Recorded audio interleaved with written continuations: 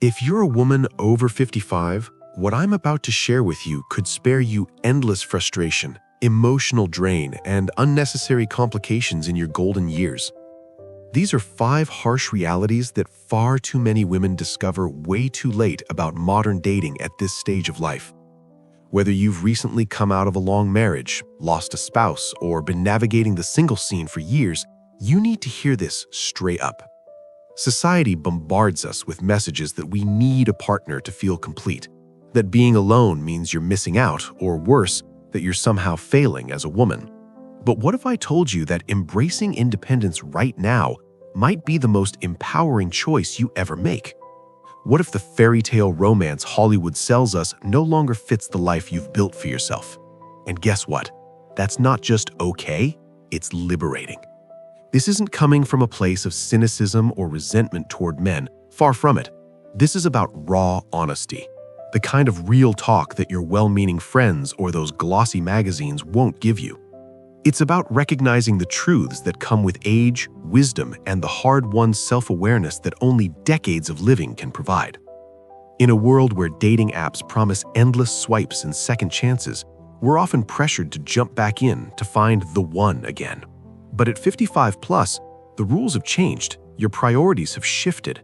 You've raised kids, built careers, maybe cared for aging parents, all while juggling the expectations placed on women in American society.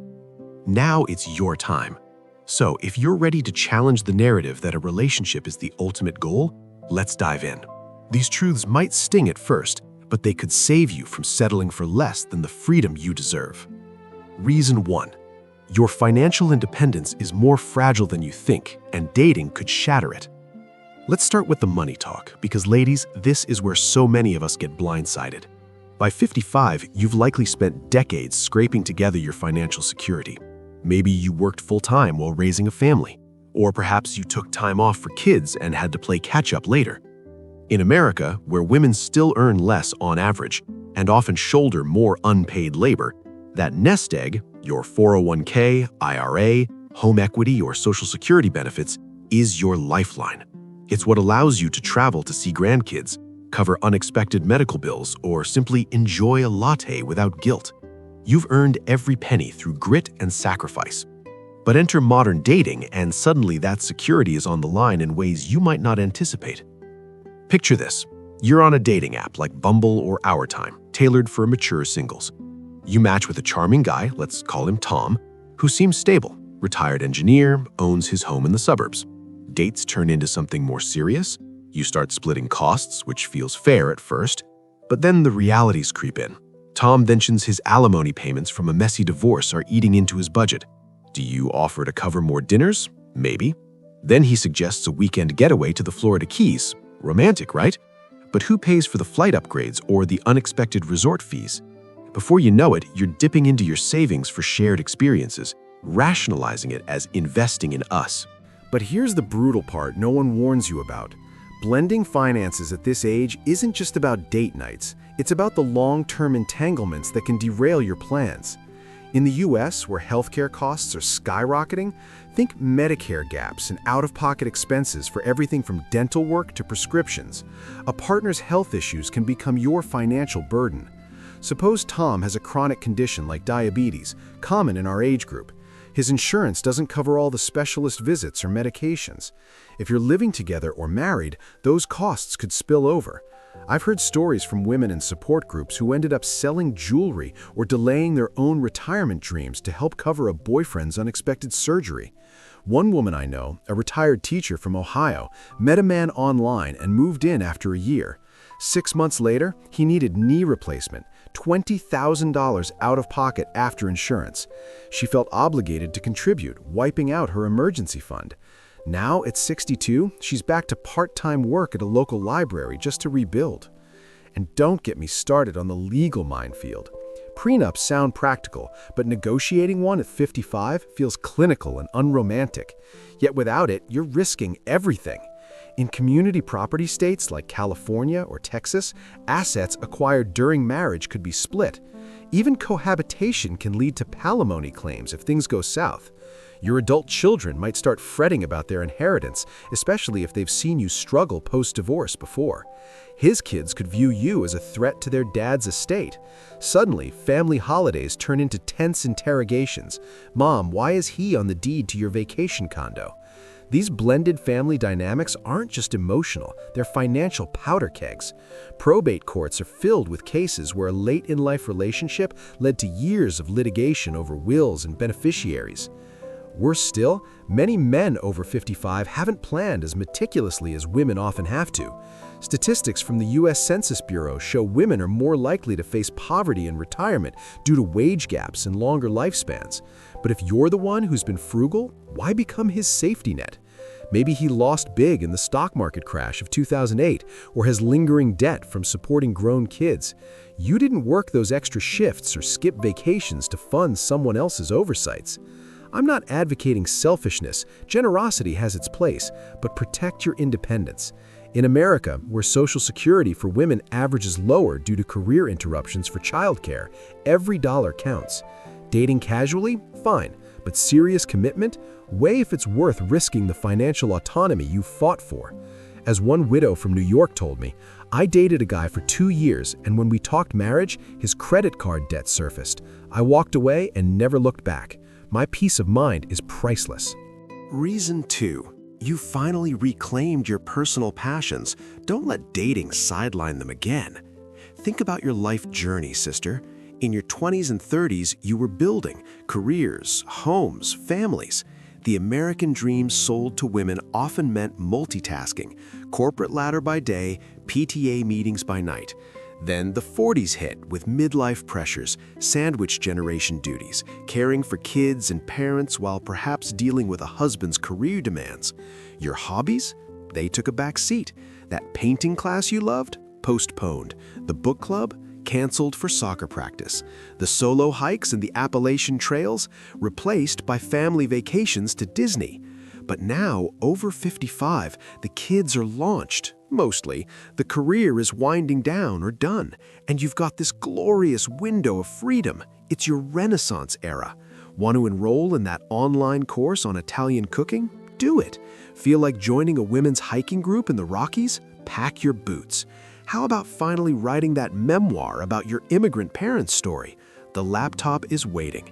This is the time when so many women rediscover themselves, volunteering at animal shelters, taking up yoga teacher training, or even starting small businesses like Etsy shops for handmade crafts. According to AARP surveys, women in this age group report higher life satisfaction when pursuing personal interests independently. Enter dating and watch how quickly that freedom erodes. It's subtle at first. He suggests dinner plans that conflict with your weekly Zumba class. Can't we reschedule? He asks innocently. You compromise once, then twice. Soon your calendar revolves around couple activities, his golf outings where you're the spectator, double dates with his friends whose wives talk endlessly about grandkids while you nod politely, or weekends at his cabin upstate. Nice, but not your preferred beach escape. Modern dating apps encourage this. Profiles tout adventurous partner wanted, but in reality, it's often his adventures on his terms. Take Sarah, a 58-year-old accountant from Chicago I met through a women's empowerment workshop. Post-divorce, she dove into photography, traveling solo to national parks like Yellowstone to capture wildlife. Then she met Mark on Match.com. He was fun, but his idea of adventure was sports bars and fishing trips. I started skipping my photo excursions to join him, she shared. Before I knew it, 6 months passed without touching my camera. I felt like I was losing myself again. It's a common tale. Women are socialized to be accommodators, to prioritize relationships over self. But at 55 plus, why repeat that pattern? You've already given decades to others. And the social obligations, they multiply like rabbits. His family reunions in the Midwest, where you're the new girlfriend fielding questions about your intentions. His buddies' barbecues, where conversations revolve around topics that bore you. Politics, cars, retirement funds.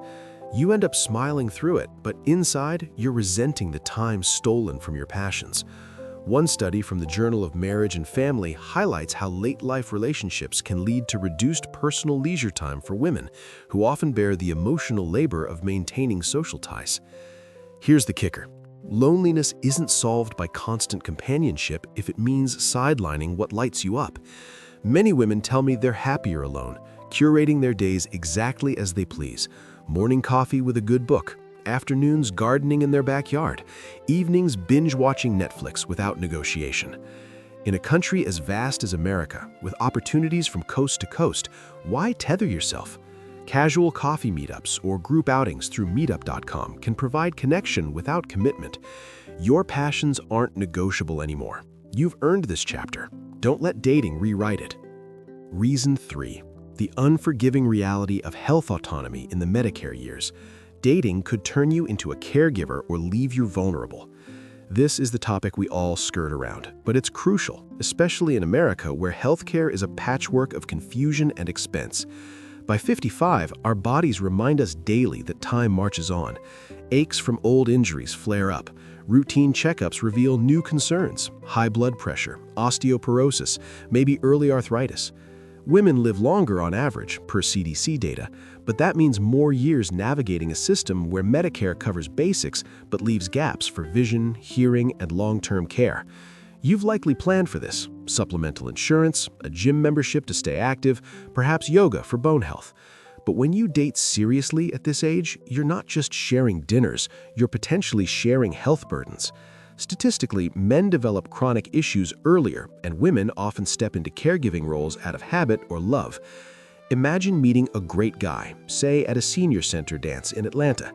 He's energetic now, but fast forward a few years, prostate issues, heart problems, or mobility challenges emerge. Suddenly, you're driving him to appointments at the VA hospital, arguing with insurance companies over claims, or helping with daily tasks like meal prep during recovery. It's noble, but exhausting. A report from the Family Caregiver Alliance notes that women caregivers over 50 experience higher rates of depression and physical decline themselves. Stress ages you faster. I recall Linda, a 60-year-old nurse from Seattle who dated after widowhood.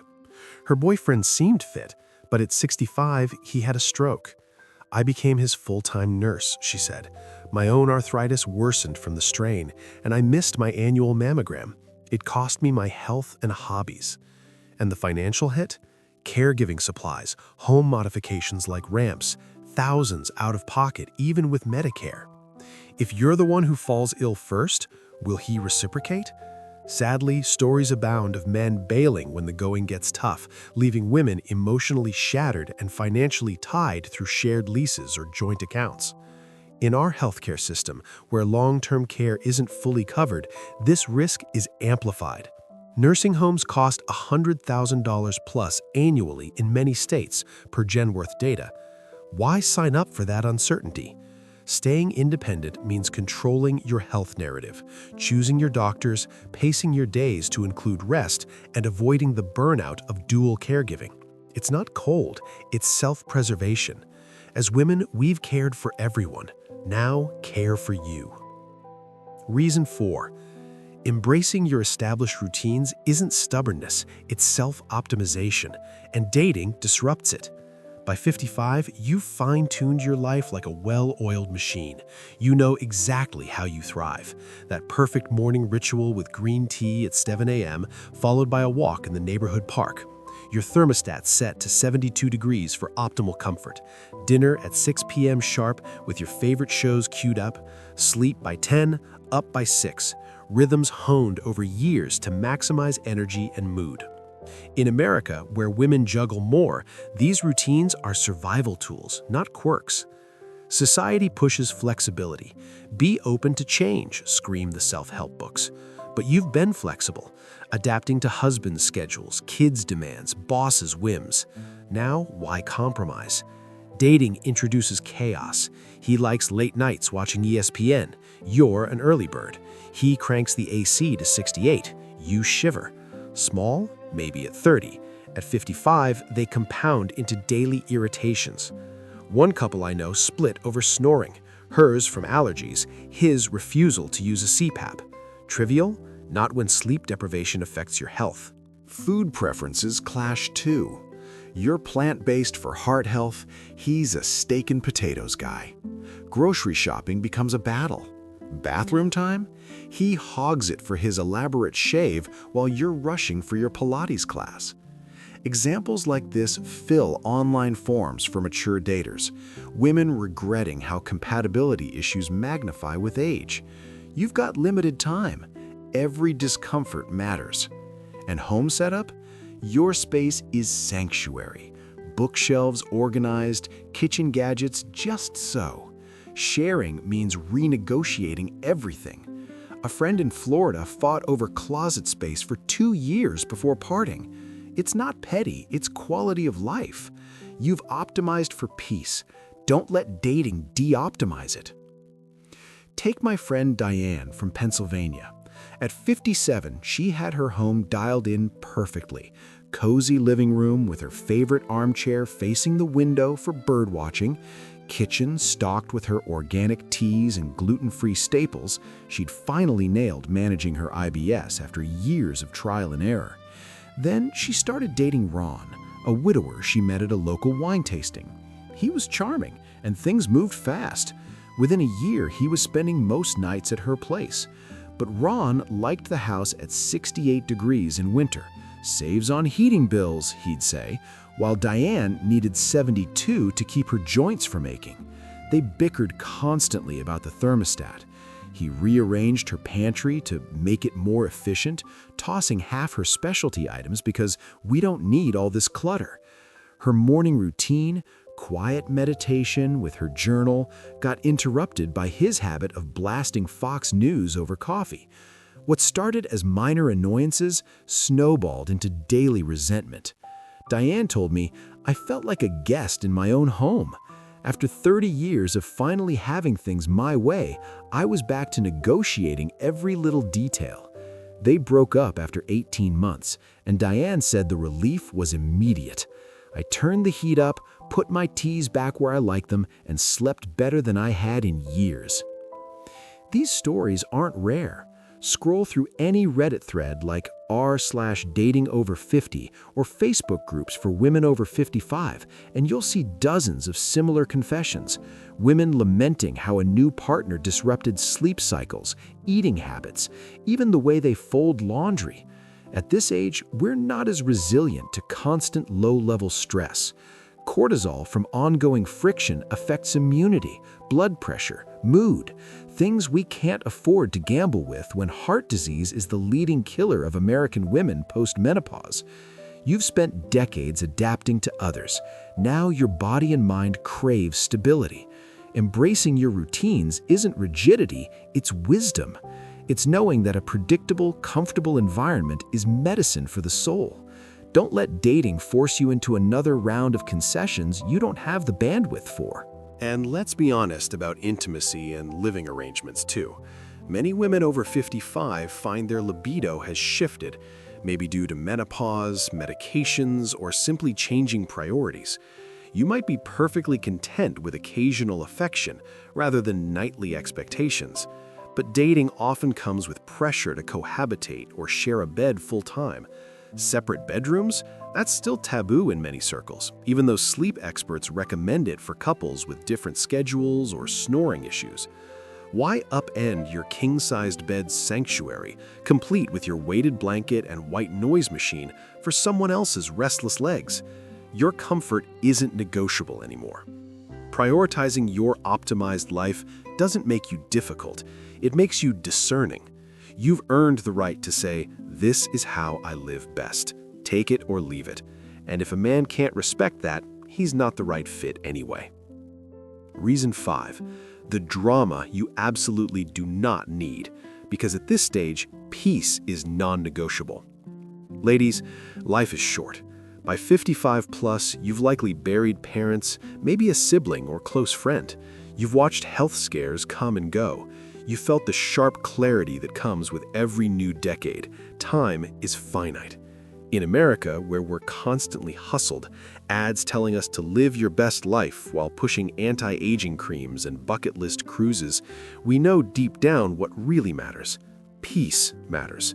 Quiet evenings on the porch with a glass of wine matter. Laughter with girlfriends who've known you since the 80s matters. Drama? That ship sailed long ago. Yet modern dating at this age drags you right back into the storm.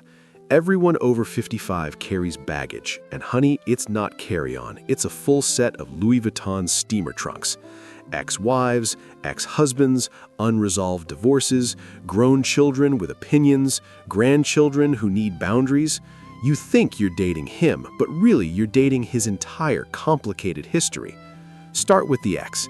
Even if the divorce was decades ago, she's often still in the picture, coordinating holidays for adult kids, sharing a vacation property, or just lingering as the benchmark you'll never quite measure up to. You'll hear stories. My ex used to make the best Thanksgiving turkey, or she always decorated the tree a certain way.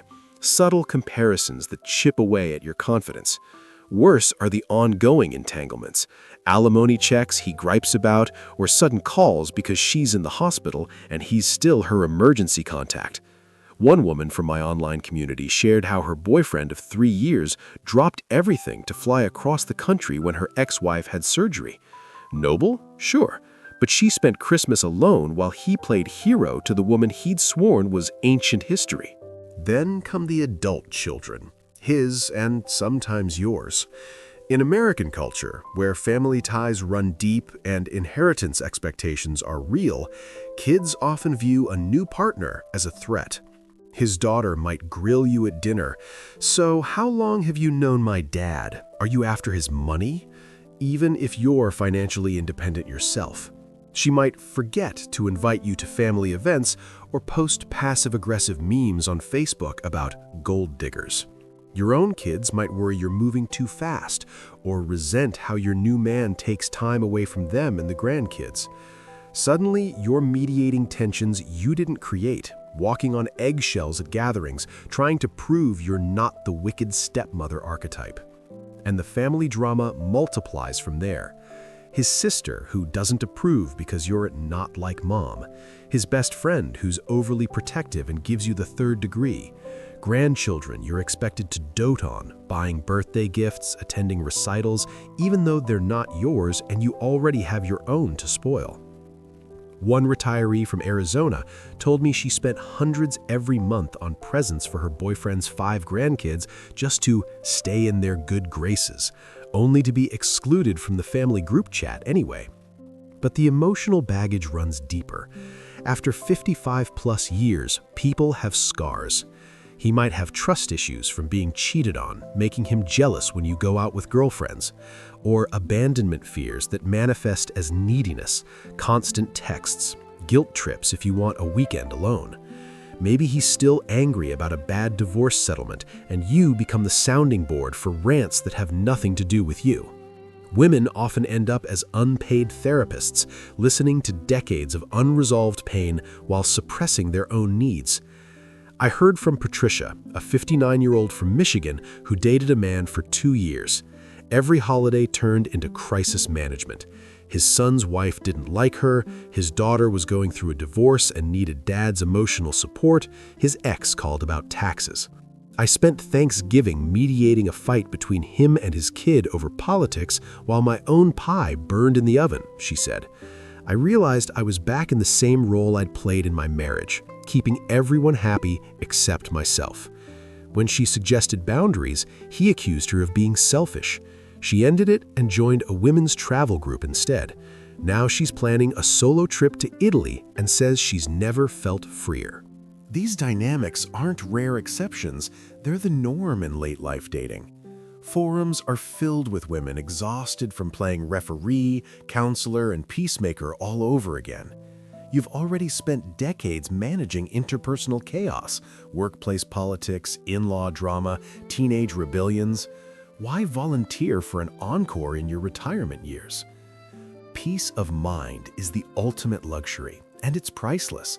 Why trade it for companionship laced with constant tension?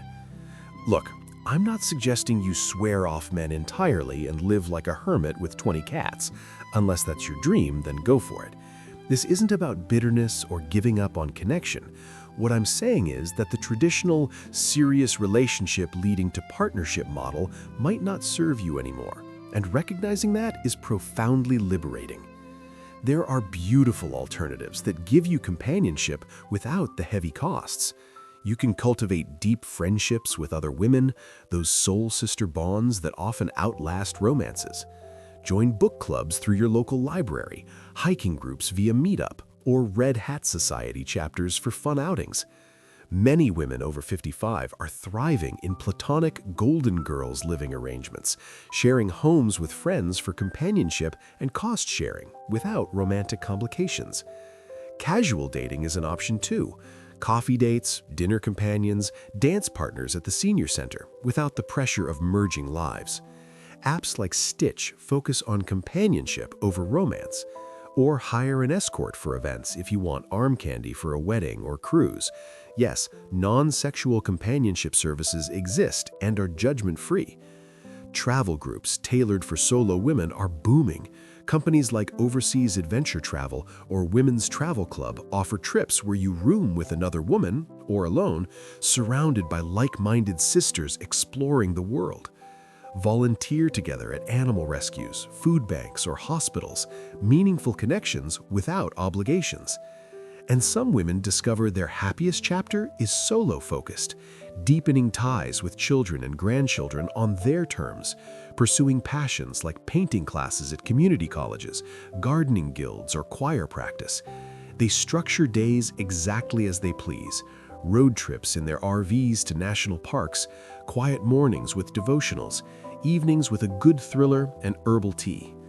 What I've heard repeatedly from women who've chosen independence is this: they're not lonely, they're content, deeply, peacefully content in a way coupled life never quite delivered. Loneliness is real, yes, but as many point out, you can be lonely in a relationship too, sitting next to someone who doesn't truly see you, feeling misunderstood or burdened. That's a deeper ache. You can build a rich, connected life without a partner. Stay close with family through regular video calls or visits.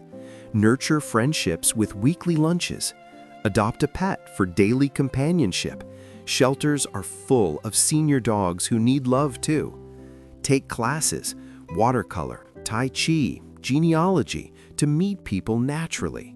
In America's vast landscape of senior centers, AARP events, church groups, and online communities, connection is abundant if you seek it intentionally. At the end of the day, this is about radical honesty with yourself. What do you truly want for the years ahead? Is it the full-time partnership society still pushes as the gold standard? Or is it freedom, peace, and self-determination? You've spent a lifetime giving. Now give to yourself unapologetically. Your worth isn't measured by whether there's a man by your side. It's measured by the joy you cultivate, the boundaries you honor, and the life you design on your own terms. If this resonates, know you're not alone. Thousands of women over 55 are waking up to this truth and choosing themselves. And they're reporting back it's the most empowering decision they've ever made. So here's to you, strong, wise, and finally free to write the next chapter exactly as you wish. You've got this.